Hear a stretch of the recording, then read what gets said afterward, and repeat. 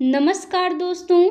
आज हम भारत के एक बहुत ही ज़रूरी संविधान के पद को समझने वाले हैं, उपराष्ट्रपति। ये कहानी है एक तरह से उस अल्टीमेट बैकअप की जो ये पक्का करता है कि देश के सबसे ऊंचे पद की कुर्सी कभी भी खाली ना रहे। चलिए इसे ऐसे समझते हैं। मान लीजिए कि भारत एक बहुत बड़ा परिवार है। अब क्या होगा अगर इस परिवार का जो मुखिया है वो अचानक से कहीं चला जाए या काम ना कर पाए, तो फिर परिवार को कौन संभालेगा? ये एक बड़ा सवाल है। तो इसी सवाल का जवाब हमारे संविधान बनाने वाले ने बहुत पहले ही सोच लिया था। उन्होंने तय किया कि इस परिवार को एक उप मुखिया की ज़रूरत है, या कहें तो एक छोटे पापा की। कोई तो ऐसा होना चाहिए ना, जो मुखिया के न रहने पर सारी जिम्मेदारियां उठा सके। और बस यहीं से उपराष्ट्रपति पद की नींव पड़ी। तो चलिए जरा गहराई में उतरते हैं और इस पद की संवैधानिक जड़ों को समझते हैं। मतलब आखिर ये पद बनाया ही क्यों गया और कौन है जो इस पद पर बैठ सकता है। देखिए, इस पूरी व्यवस्था की शुरुआत होती है अनुच्छेद 63 से। ये अनुच्छेद बिल्कुल साफ साफ कहता है भारत का उपराष्ट्रपति होगा। मतलब ये कोई ऑप्शन नहीं है। इसका सीधा मतलब ये हुआ कि ये पद कभी खाली नहीं रह सकता, हमेशा कोई न कोई इस पद पर रहेगा। तो पद की जिम्मेदारियां क्या क्या? अब यहाँ एक दिलचस्प बात है, उपराष्ट्रपति की एक नहीं बल्कि दोहरी भूमिका होती है। चलिए एक एक करके दोनों को समझते हैं। तो पहली भूमिका तय करता है अनुच्छेद 64।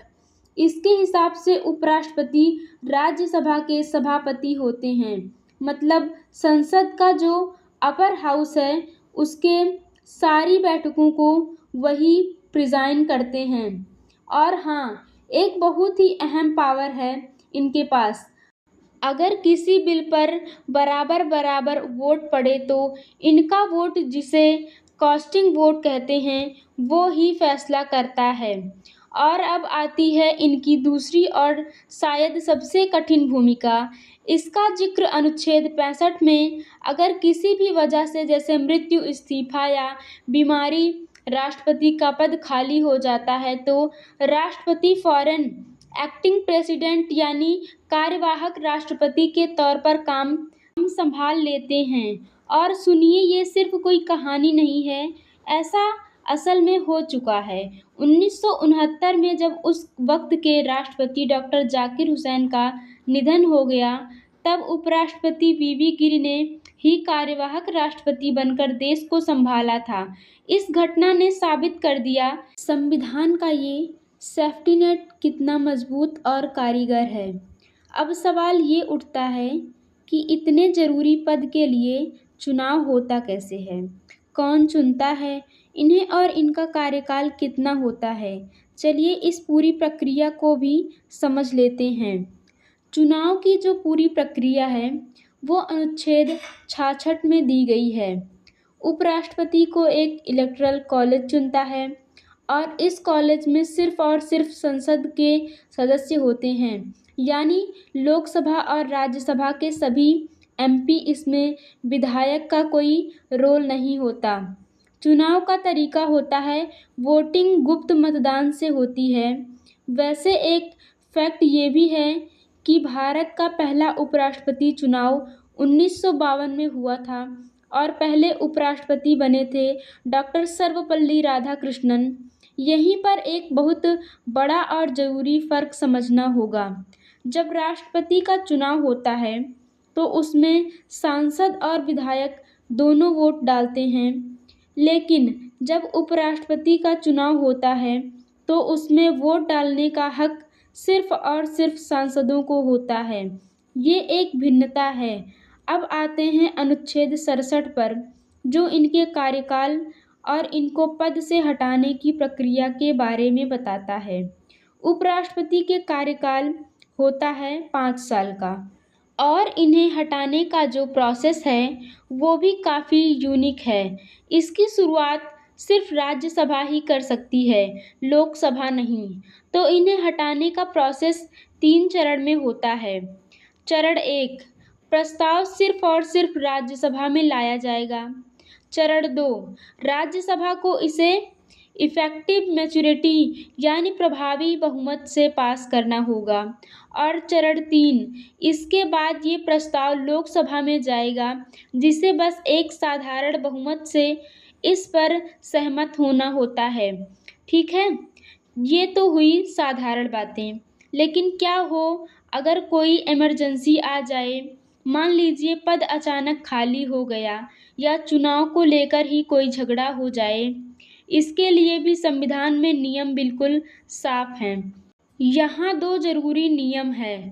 पहला अनुच्छेद 68 ये कहता है कि अगर उपराष्ट्रपति का पद उनकी मृत्यु या इस्तीफे से खाली हो जाता है तो 6 महीने के अंदर अंदर चुनाव करवाना ही होगा।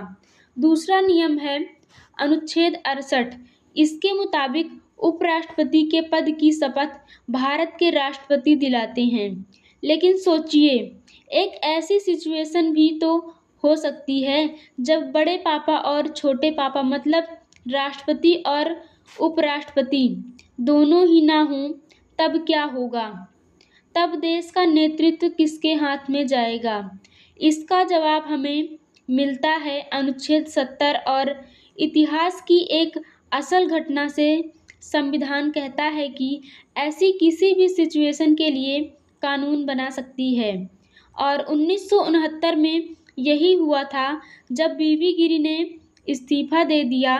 तब संसद के बनाए कानून के हिसाब से भारत के चीफ जस्टिस एम हिदायतुल्लाह ने राष्ट्रपति का पद संभाला था। तो सिस्टम में हर चीज़ का इंतजाम है।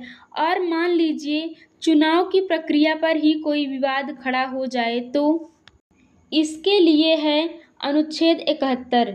ये बिल्कुल साफ कर देता है कि उपराष्ट्रपति चुनाव से जुड़ा कोई भी मामला या विवाद सुलझाने का आखिरी अधिकार सिर्फ और सिर्फ सुप्रीम कोर्ट ऑफ इंडिया के पास है और उनका फैसला ही फाइनल माना जाता है।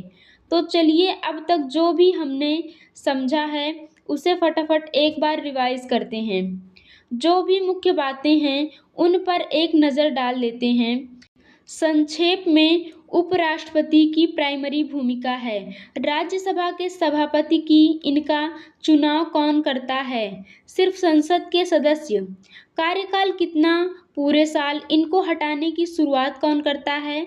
सिर्फ राज्यसभा, जिस पर लोकसभा की सहमति चाहिए।